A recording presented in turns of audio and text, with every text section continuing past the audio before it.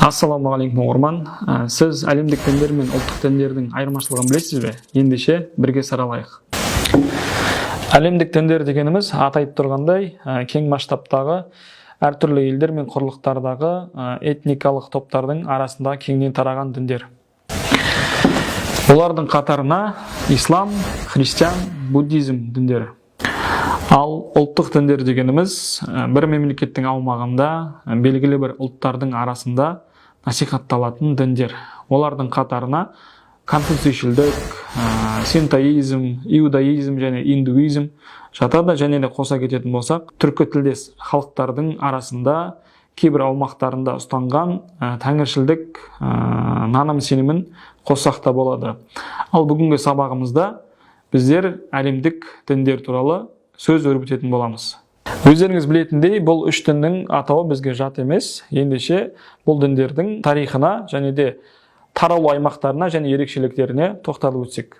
Буддизм ең ежелгі әлемдік дін. Бұл дін ең алғаш біздің заманымыздан бұрынғы 6 ғасырда Үндістан жерінде пайда болған. Бұл діннің негізін қалаушы Сиддхартха Гаутама.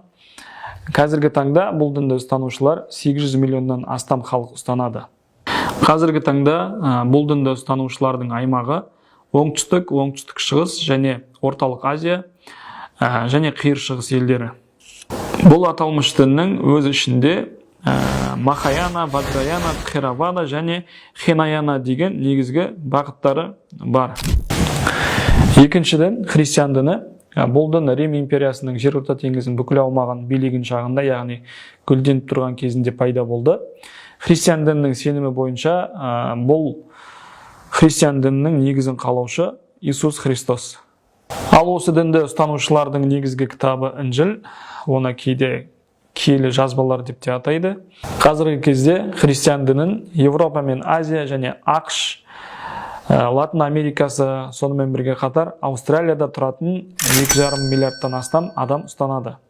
Айта кету керек, бастапқыда бұл дінді ұстанатындардың баратын жері бір шіркеу болатын. Кейінде 1054 жылы өздерінің арасындағы қайшылықтар мен ерекшеліктерге байланысты бұлар православтық және католиктік болып екіге бөлінді.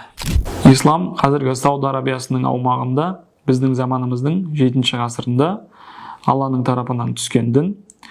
Ислам дінінің негізін қалаушы Мұхаммед Мұстафа саллаллаху алейхи уассалам. Бұл дінді ұстанушылардың негізгі кітабы Құран және оған негізделген 5 парызы бар. Қазіргі таңда 120-дан астам мемлекетте 1,8 миллиардтан астам адам ислам дінін ұстанады.